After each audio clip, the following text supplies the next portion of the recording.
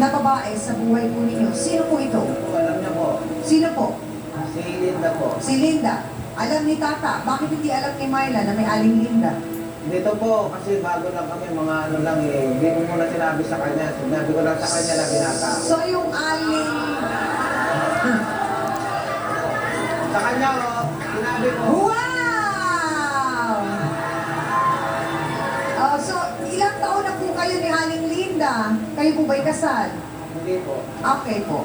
So gano'n na po kayo katagal? Tagal-tagal din po, 32 years po. 32 years! Ilan po ang anak ninyo? Dalawa po. O ano po ang nangyari? Nagkaligaw-ligaw ng landas. Hindi naman una, dati hindi naman siya ganyan. Oo, ano May po? kasalanan niya rin po, kaya Wow! O bakit po naging kasalanan ni Aling Linda? Di ba ugali ho niya? Oo. Dati, lagi niya akong parang naramdam ko na mahal niya ako. Oo. Eh, ngayon, So ang anak po ninyo ay ilan nga po ulit? Dalawa. Dalawa. Ilang taon po ang panganay? Bali, 32.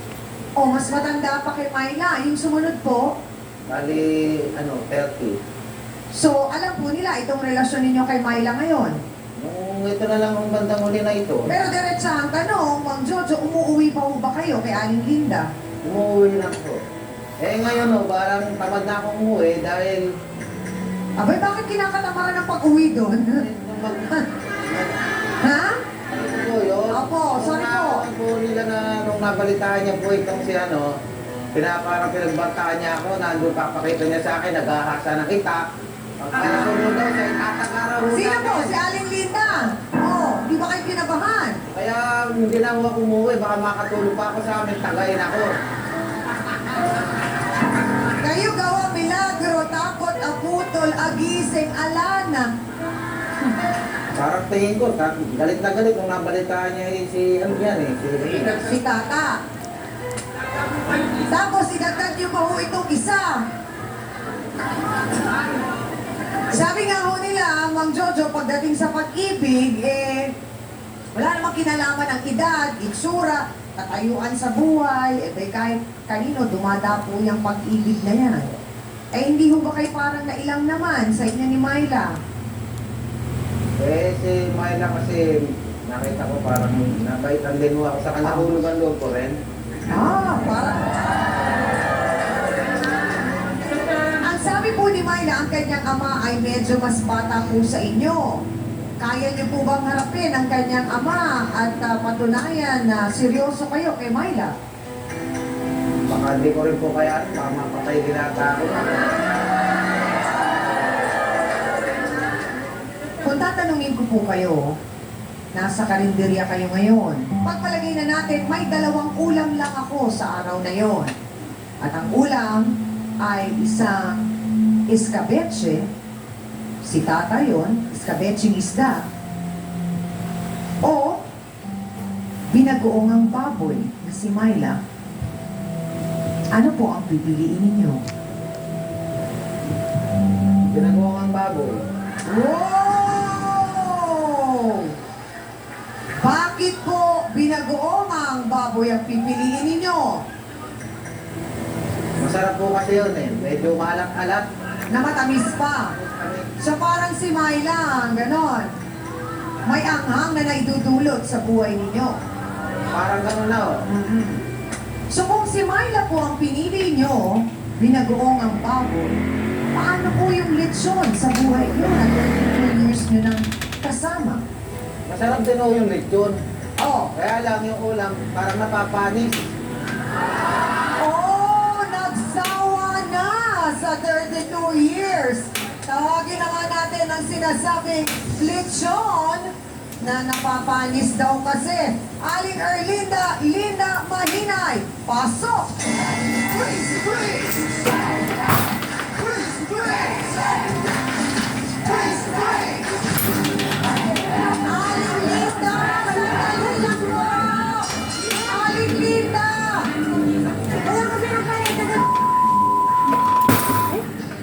Sandali lang, Aling Linda. Alam niyo nagsusimba na aming pagsinama mag-asawa, hindi ako sumunod pa gumanda. Dahil sa inyo, lalo ka na! Isa kami Sandali lang po, Aling Linda.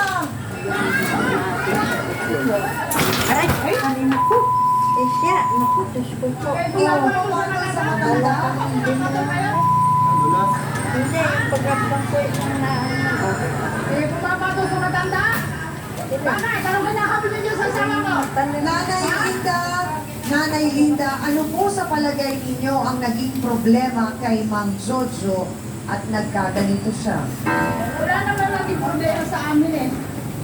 Dalawa lang anak namin, may mga apo na kami. Oho. Ewan ko kung bakit naisipan niya mang babae. Ngayon lang po ito nangyari o dati na?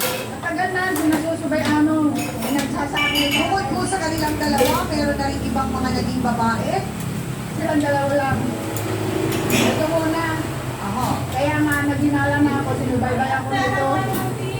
Nakita ako, ganun nga pa talagang ginagawa niya. Kaya ang sabi ko ni Mang Jojo, bago ko po kayo tinawag, ay ba yung sinasabi niya, okay na rin naman daw ang lechon, masarap para sa kanya, kasi inahin tulad ko po kayo sa mga ulam. ka na lang. Kaya ang sinasabi po niya, ang problema daw sa lechon, napapanis, ang binagoong baboy, Ngayon mo lang nasasabi yun. Dahil nakakagawa ka na ng bababae ka. oh, tama nga naman.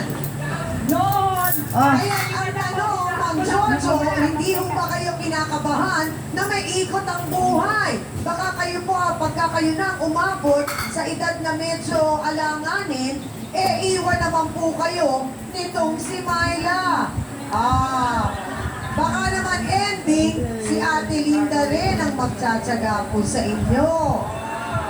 kaya ayaw. Hayaan muna natin mga mag-isip si Mang Jojo at habang siya ay nagmumuni-muni, tignan natin kung anong magiging sagot niya sa pagbabalik po ng face-to-face. Kaya naman natulak ako dito sa dalawang sa kanya eh. Hindi ko siya lulukuhan kung hindi siya nagbago sa akin. Pag nagbabago, may karapatan naman loko. Hindi ko talaga maunawaan yun. Miss Annie Perez would like to thank the following: Dr. Steve Barkan of GAOC Dental Clinic, Salon de Manila, Watercolors Makeup, Lost Nails, Just Cavelli Eyewear, Dr. Benny and Pai Kalayan, Wade. Hans Mortel would like to thank the following: Dr. Ariel Recto Dabalos, Necessity Hand, Foot and Body Spa, a necessity for your body and soul. Face to Face would like to thank the following: AXN Time and Sports Shakes, F101. Wear your needs. Home appliances by Minami. Galing na quality. Lucina DS. Thank you, Lucina. Ito ang tunay na masarap. Select soy sauce. Kaya toyo pa lang. Una, ito ang hiling. Prime Rocks Bleach. Ang bleach na di masangsan. Mabisa na. Una pa. Gawang Pinoy. Metropolis Suites. Your urban getaway in Davao. Harold's Hotel.